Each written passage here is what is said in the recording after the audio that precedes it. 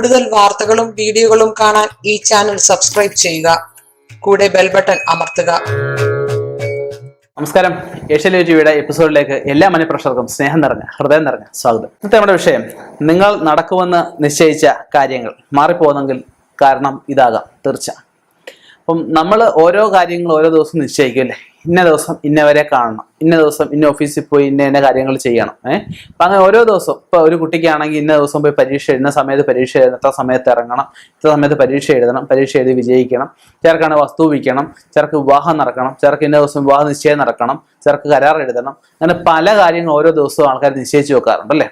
ജോലി കിട്ടുന്ന കാര്യം അല്ലെ എന്ത് കാര്യമായാലും ഓരോരുത്തരും മുൻകൂട്ടി നിശ്ചയിച്ചു വെക്കും. അപ്പം നിശ്ചയിച്ച് വെച്ച് 90% ഉറപ്പായിട്ടുള്ള പല കാര്യങ്ങളും പലർക്കും മാറിപ്പോകുന്നതായിട്ട് കാണുന്നുണ്ട്.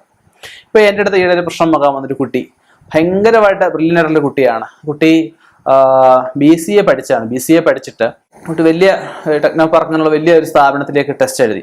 അപ്പം ടെസ്റ്റ് കുറെ പ്രാവശ്യം റിപ്പീറ്റ് ചെയ്യാനുള്ള മാർഗമുണ്ട്. അങ്ങനെ ടെസ്റ്റ് എഴുതിയ കൂട്ടത്തില് അദ്ദേഹത്തിന് കണ്ട് പരീക്ഷ എഴുതിയ കുറെ പേർക്ക്, പരീക്ഷ കോപ്പി അടിച്ച് എഴുതിയ കുറച്ച് പേർക്ക് ജോലി കിട്ടി. പക്ഷെ ഈ പുള്ളിക്ക് വരുമ്പോഴത്തേക്കും ടൈപ്പ് ചെയ്യുമ്പോൾ എല്ലാം കറക്റ്റായി ടൈപ്പ് ചെയ്യുന്നുണ്ട്, അവസാനം റിസൾട്ട് വരുമ്പം ഫെയിൽ ആവുകയാണ് ചെയ്യുന്നത്. അപ്പോൾ കമ്പ്യൂട്ടറിൻ്റെ വിഷയം വെച്ചാൽ കമ്പ്യൂട്ടറൊക്കെ മാറിയൊക്കെ നോക്കി, എന്നിട്ടൊന്നും ആൾക്ക് രക്ഷയില്ല. ആൾ പഠിക്കുന്ന സമയത്തായാലും ഒരു പ്രോഗ്രാം അല്ലെങ്കിൽ എന്തോ ഇതിനെപ്പറ്റി കണക്കിനെ പറ്റിയോ മറ്റോ എന്തോ ഒരു അധ്യാപകൻ പറഞ്ഞു. അപ്പോൾ ആ കണക്ക് മറ്റുള്ളവർ ചെയ്ത് കഴിഞ്ഞ് കാണുമെന്ന് വിചാരിച്ച് ആദ്യം കഴിഞ്ഞപ്പോൾ ഇദ്ദേഹം എണീറ്റ് കൈപൊക്കി. മറ്റുള്ളവരെല്ലാം ഇദ്ദേഹത്തിനെ കണ്ട് ഭയങ്കര അത്ഭുതപ്പെട്ടു. മറ്റുള്ളവരൊക്കെ ഭയങ്കര കോംപ്ലിക്കേഷൻ ആയിട്ടിരിക്കുന്ന കാര്യം ഇദ്ദേഹം പെട്ടെന്നത് സോൾവ് ചെയ്തു. അപ്പം അങ്ങനെ പുള്ളിക്കാരി ഇതുപോലെ വിഷയം സാമ്പത്തിക ബുദ്ധിമുട്ടുകൊണ്ടൊക്കെ ആയിരിക്കാം, എന്തായാലും ആള് പരീക്ഷയിൽ ഫെയിലായി. വേറെ ഒരുപാട് ഇൻ്റർവ്യൂവിനൊക്കെ പോയിട്ട് ആളിന് കിട്ടുന്നില്ല. ആ അവസ്ഥയിൽ പുള്ളിക്കാരുടെ പ്രശ്നം നോക്കി കഴിഞ്ഞപ്പോഴത്തേക്ക് ഈ ആളിന് ഈ പറഞ്ഞ ആദ്യം എണീറ്റ് കൈ പൊക്കിയില്ല. അപ്പം ആ സമയത്ത് ആളിന് കണ്ണേറ് കിട്ടിയതാണ്. ഓരോരുത്തർക്കും ഓരോ വിഷയമാണ്, എല്ലാവർക്കും ഒരേ വിഷയമല്ല, എല്ലാ വിഷയങ്ങൾക്കും ഒരേ പരിഹാരവും അല്ല. അപ്പം ചിലർക്ക് കണ്ണേറ വിഷയം, ചിലർക്ക് ശത്രു വിഷയമായിരിക്കും, ചിലർക്ക് ഈ നാവേർ അങ്ങനെയുള്ള വിഷയങ്ങളായിരിക്കും, ചിലർക്കാണെങ്കിൽ ആ സമയത്ത് സമയദോഷമായിരിക്കും. പലർക്കും പല കാര്യങ്ങളാണ്. എന്നാലും മിക്കവരിലും കോമൺ ആയിട്ട് കണ്ടുവരുന്നത് ശത്രുതാ വിഷയം തന്നെയാണ്.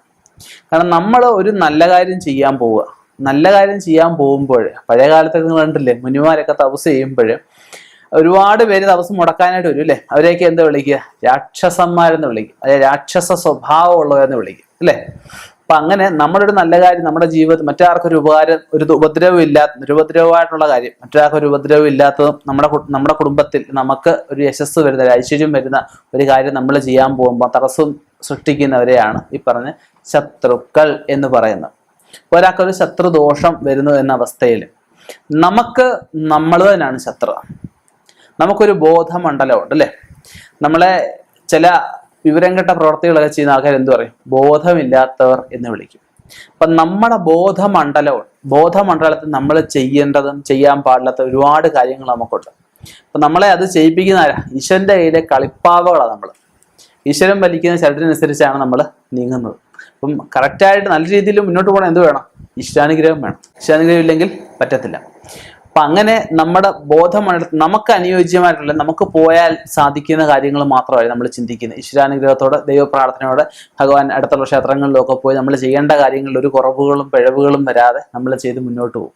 അപ്പം ഒരാളുടെ വസ്തു വിൽക്കും, ഒരാൾ കരാർ എഴുതി അത് 6 മാസം ദിവസങ്ങളും ബാക്കി നിൽക്കുക. ഇപ്പോൾ ഉടനെ 6 മാസം ആവുന്നതിന് മുമ്പായിട്ട് എഴുത്ത് നടക്കും. ചിലപ്പോൾ ആ ദിവസങ്ങൾക്ക് മുമ്പായിട്ട് ആൾ ചിലപ്പോൾ അഡ്വാൻസ് തിരിച്ചു മേടിച്ചുകൊണ്ട് പോയിരിക്കും ചെയ്യുന്നത്. ചിലപ്പോൾ അത് അഡ്വാൻസും വേണ്ട, അവർക്ക് കച്ചവടം വേണ്ട, കച്ചവടം ഉഴപ്പി പോവായിരിക്കും. ഈ പറഞ്ഞതുപോലെ ചിലപ്പം പരീക്ഷ എഴുതി കൂടെ ഉള്ളവർക്കെല്ലാം കിട്ടും, അവന് കിട്ടാതെ വരുന്ന അവസ്ഥ. അവൻ്റെ അത്രയും പോലും കഴിവില്ല, അവൻ്റെ കോപ്പി അടിച്ച് എഴുതുന്നവർ ജയിച്ചു പോകും, അവനവൻ ജയിക്കത്തില്ല. അപ്പൊ ഇതൊക്കെ പല വിഷയങ്ങളും ഉണ്ട്. ഞാൻ ഈ പറഞ്ഞ വിഷയങ്ങൾ പെട്ട് കിടക്കുന്ന ഒരുപാട് ആൾക്കാരുണ്ട്. നടക്കുമെന്ന് നമ്മൾ 100% നിശ്ചയിച്ച കാര്യങ്ങൾ നടക്കാതെ പോകുന്നതിന്റെ പിന്നിൽ കാരണങ്ങളുണ്ട്. അപ്പൊ അത് ഓർത്ത് മനസ്സ് വിഷമിച്ച് ഡിപ്രഷൻ അടിച്ച് ഡിപ്രഷന്റെ മരുന്ന് കഴിച്ച് നടക്കാന്നല്ല, പ്രത്യേകിച്ച് ഒരു കാര്യവുമില്ല. നമ്മുടെ ബോധമണ്ഡലത്തിൽ നമുക്ക് ചെയ്യേണ്ട കാര്യങ്ങൾ നമ്മൾ ചെയ്ത് മുന്നോട്ട് പോവാം. നമ്മൾ അറിയേണ്ടുന്ന കാര്യമുണ്ട്, മറ്റുള്ളവർ അറിയാൻ പാടില്ലാത്ത കാര്യങ്ങളുണ്ട്, ഒരിക്കലും ഒരാളോട് പറയാൻ പാടില്ലാത്ത കാര്യങ്ങളുണ്ട്. അപ്പം നമുക്ക് മറ്റുള്ളവരോട് പറഞ്ഞു കഴിഞ്ഞാൽ ദോഷമില്ല എന്നുള്ളവരോട് നമ്മൾ നമ്മുടെ കാര്യങ്ങൾ പറയത്തുള്ളൂ. അവർ കേട്ട ആ വിഷയം കാണത്തില്ല, അവരിത് വേറൊരാളോട് ഡിസ്കസ് ചെയ്യും. അവരിത് അറിയുമ്പോഴാണ് നമുക്കത് വിഷയമായിട്ട് വരുന്നത്. ഒരു കാര്യം സാധിച്ച ശേഷം മറ്റൊരാൾ പറഞ്ഞാൽ മതി. ഇപ്പൊ ജോലി ആവുന്ന വെച്ചപ്പോൾ ഇന്റർവ്യൂവിന് പോവാ, നാളെ ഇന്റർവ്യൂവിന് പോവാ, അത് പറയണ്ട. ഇന്റർവ്യൂവിന് പോയി ഇന്റർവ്യൂ പാസ്സായിട്ട് പറഞ്ഞാൽ മതി. ഇന്റർവ്യൂവിന് പോയി കിട്ടിയില്ല എന്നെങ്കിൽ എന്ത് ചെയ്യും? നമ്മൾ പറഞ്ഞത് വെറുതെ ആവില്ലേ? അപ്പം അങ്ങനെയുള്ള കുറച്ച് കാര്യങ്ങൾ. ഇപ്പൊ ഒരുപാട് വസ്തുവിന്റെ കരാർ എഴുതിയിരിക്കുക, വസ്തുവിന് വിൽപ്പനയായി ഇല്ല, ഒന്നും ആവുന്നില്ല, ചിലപ്പോൾ ആയി കിടക്കുമായിരിക്കും, ഒന്നും ആവുന്നില്ല. അതായത് ഭഗവാൻ കൃഷ്ണൻ പോലും പറഞ്ഞിട്ടുണ്ട്, വലിയൊരു നന്മയ്ക്ക് വേണ്ടിയിട്ട് ചെറിയ നുണകൾ പറയാം. മഹാഭാരത യുദ്ധം നടന്ന സമയത്ത് ഒരിക്കലും കള്ളം പറയാത്ത ഒരാളിനെ കൊണ്ട് കള്ളം പറയിപ്പിച്ചു, സ്വന്തം മകൻ മരിച്ചുപോയി അല്ലേ.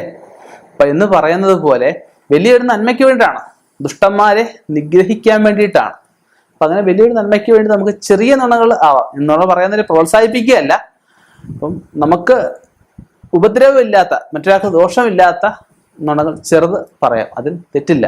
എൻ്റെ വാക്കുകളല്ല, ഭഗവാന്റെ വാക്കുകളാണ്. അപ്പം ഇനിയും ഇതുപോലെയുള്ള കാര്യങ്ങൾ ശ്രദ്ധിക്കണം, ശ്രദ്ധിച്ച് മുന്നോട്ട് പോവുക, തീർച്ചയായിട്ടും രക്ഷ നേടാൻ പറ്റും. അപ്പം ഇനി ഇങ്ങനെയുള്ള കാര്യങ്ങൾ ശ്രദ്ധിച്ചിട്ട് റെഡി ആവുന്നില്ല എന്നുണ്ടെങ്കിൽ എന്നെ അല്ലെ എന്നെപ്പോലെ ഏതെങ്കിലും ജ്യോത്സ്യന്മാരെ പോയി കാണുക. ഇപ്പം എൻ്റെ അടുത്ത് വേണമെങ്കിൽ ഞാൻ നിങ്ങളോട് പറയട്ടെ, നിങ്ങൾക്ക് ഇഷ്ടമുള്ള അടുത്ത് പോകാം. ഒരു കാരണവശാലും ഒരാളുടെ ഫോണിലൂടെ ഒരു ജ്യോത്സ്യനോട് ചോദിക്കാൻ പാടില്ല. നിങ്ങളുടെ കാര്യമാണ്, നിങ്ങളുടെ കാര്യം സാധിക്കണമെങ്കിൽ ആര് ചിന്തിക്കണം?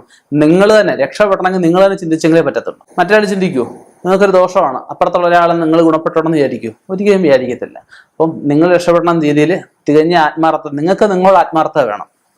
നിങ്ങൾക്ക് നിങ്ങളുടെ ആത്മാർത്ഥത ഉണ്ടെങ്കിൽ നിങ്ങൾ പോയി നോക്കി അതിന് വേണ്ടുന്ന കാര്യങ്ങൾ ചെയ്യും, രക്ഷ നേടും. ഇനിയും ഇതുപോലെയുള്ള വ്യത്യസ്തമായ വിഷയങ്ങളുമായി കണ്ടുമുട്ടാം. നിർത്തുന്നു. നന്ദി, നമസ്കാരം.